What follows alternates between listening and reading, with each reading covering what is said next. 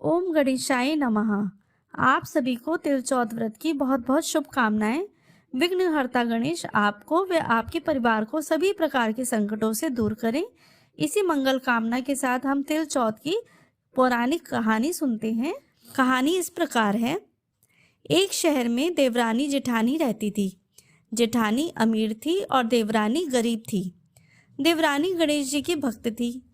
देवरानी का पति जंगल से लकड़ी काटकर बेचता था और अक्सर बीमार रहता था। देवरानी जेठानी के घर का सारा काम करती और बदले में जेठानी बचा हुआ खाना, पुराने कपड़े आदि उसको दे देती थी। इसी से देवरानी का परिवार चल रहा था। माघ महीने में देवरानी ने तिलचौथ का व्रत किया। 5 आने का तिल व गुड़ लाकर तिलकुटा बनाया। पूजा करके तिलचौथ की कथा कहानी सुनी और तिलकुटा छीके में ही रख दिया और सोचा कि चांद उगने पर पहले तिलकुटा और उसके बाद ही कुछ खाएगी। कथा सुनकर वह जेठानी के यहाँ चली गई। खाना बनाकर जेठानी के बच्चों से खाना खाने को कहा तो बच्चे बोले, माँ ने व्रत किया है और माँ भूखी है। जब माँ खाना खाएगी हम भी तभी खाना खाएंगे। जेठ जी को खाना खाने को कहा तो जेठ जी बोले, मैं अकेला खाना नहीं खाऊंगा, जब चांद निकलेगा तब सब खाएंगे, तभी मैं खाऊंगा। जेठानी ने उसे कहा कि आज तो किसी ने भी अभी तक खाना नहीं खाया, तुम्हें कैसे दे दूं? तुम सुबह सवेरे ही बचा हुआ खाना ले जाना। देवरानी के घर पर पति बच्चे सब आस लगाए बैठे थे कि आज तो त्योहार है, इसलिए कुछ पकवान आदि खाने को मिलेगा। परंतु जब बच्चों को पता चला कि आज तो रोटी भी नहीं मिलेगी तो बच्चे रोने लगे। उसके पति को भी बहुत गुस्सा आया। कहने लगा, सारा दिन काम करके भी 2 रोटी नहीं ला सकती तो काम क्यों करती हो?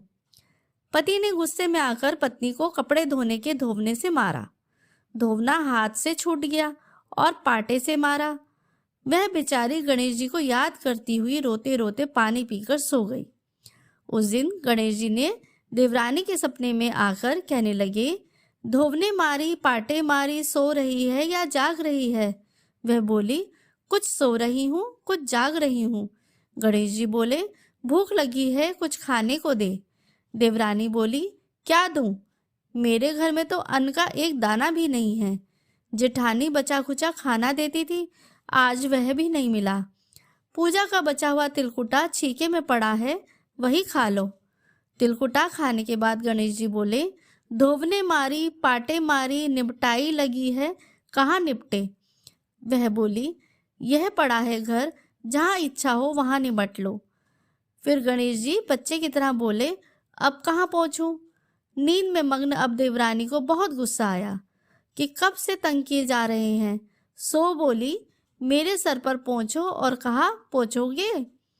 सुबह जब देवरानी उठी तो यह देखकर हैरान रह गई कि पूरा घर हीरे मोती से जगमगा रहा है। सिर पर जहाँ विनायक जी पोंछनी कर गए थे वहाँ हीरे के टीके व बिंदी जगमगा रहे थे। उस दिन देवरानी जेठानी के यहाँ काम करने नहीं गई। बड़ी देर तक राह देखने के बाद जेठानी ने बच्चों को देवरानी को बुलाने को भेजा। जेठानी ने सोचा, कल खाना नहीं दिया इसीलिए शायद देवरानी बुरा मान गई है। बच्चे बुलाने गए और बोले, चाची चलो, माँ ने बुलाया है, सारा काम पड़ा है। देवरानी ने जवाब दिया, अब उसकी ज़रूरत नहीं, घर में सब भरपूर है, गणेश जी के आशीष से। बच्चों ने घर जाकर माँ को बताया कि चाची का घर तो हीरे मोतियों से जगमगा रहा है। जेठानी दौड़ती हुई देवरानी के पास आई और पूछा, यह सब कैसे? देवरानी ने उसके साथ जो हुआ वह सब कह डाला। घर लौटकर जेठानी अपने पति से कहा कि आप मुझे धोवने से पाटे से मारे। उसका पति बोला कि भली मानस, मैंने कभी तुम पर हाथ भी नहीं उठाया, मैं तुम्हें धोवने और पाटे से कैसे मार सकता हूँ? वह नहीं मानी और जिद करने लगी। मजबूरन पति को ही उसे मारना पड़ा। उसे ढेर सारा घी डालकर चूरमा बनाया और छीके में रखकर सो गई।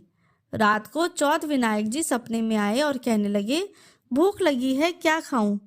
जेठानी ने कहा, हे गणेश महाराज, मेरी देवरानी के यहाँ तो आपने सूखा तिलकुटा खाया था, मैंने तो झरते घी का चूरमा बनाकर आपके लिए छीके में रखा है, फल और मेवे भी रखे हैं, जो चाहे खा लीजिए।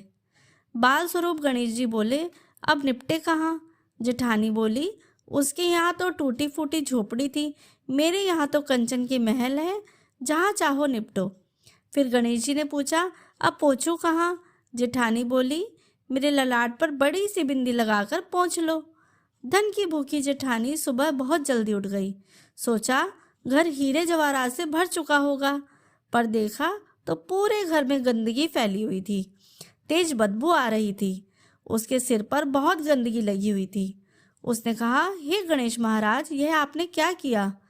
मुझसे रूठे और देवरानी पर टूटे।